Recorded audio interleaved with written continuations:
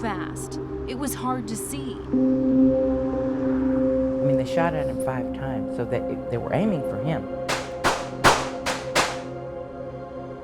I believe that they don't even know that they murdered him. So fast, it was hard to heal. Sad. 22-year-old Christopher Holder was left paralyzed from the neck down for 2 years before he died. So for Christopher, this was home. Yes, it was. This is where he grew up. Linda and Edward Mackey raised Chris. We loved him and missed him a lot. It was July 24th, 2005. This is the hat he was wearing that night. His best friend Allison was in another car right behind him and saw the whole thing. This is just my memory of Chris, to hold in one place and remember that things do happen in the blink of an eye. What happened that day? That day we decided to meet up with a couple friends at a bar down the street. Had a great time, no issues. They left the Old City pub in separate cars, but when they turned onto 1960, they ran into trouble at a stoplight. We're kind of laughing back and forth with each other about a song that was playing because he did not have a radio in his truck at the time. And the car between us, I guess, had an issue with us yelling back and forth at each other, maybe getting mistaken that they were yelling, he was yelling at them. The other car followed Chris, and someone started shooting. So you're watching this from behind. Yes. There's even still a bullet hole on the side of a nearby CVS. When you heard those shots, what did you think? I didn't know what was happening. I didn't know if it was a fireworks.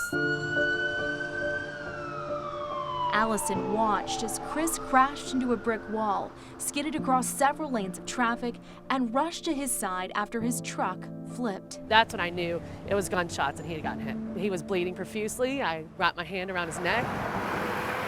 Despite all this traffic, there were no other witnesses, which makes the job detectives do even harder. It's just one of those cases where you look at it and go, you know, that could have been my brother, that could have been my dad, it could have been just anybody. The search for the killer is now in the hands of the cold case unit at the Harris County Sheriff's Office. Do you have a motive? Looking at everything and taking everything in, I think it was just kind of a road rage incident. They've looked back through the files, So he flipped completely over. Yeah, totally. But I think he's sliding pretty good, and but there is little to go on, except for the vague description of a 4-door tan or silver sedan. we really need the public's help on this. We need someone, you know, I'm hoping that there was somebody in that vehicle that has a problem with what happened, and maybe they didn't come forward because they were scared. You can be as bad as you want in somebody on the road, but don't take it so far to where you have to put your life at risk or somebody else's life.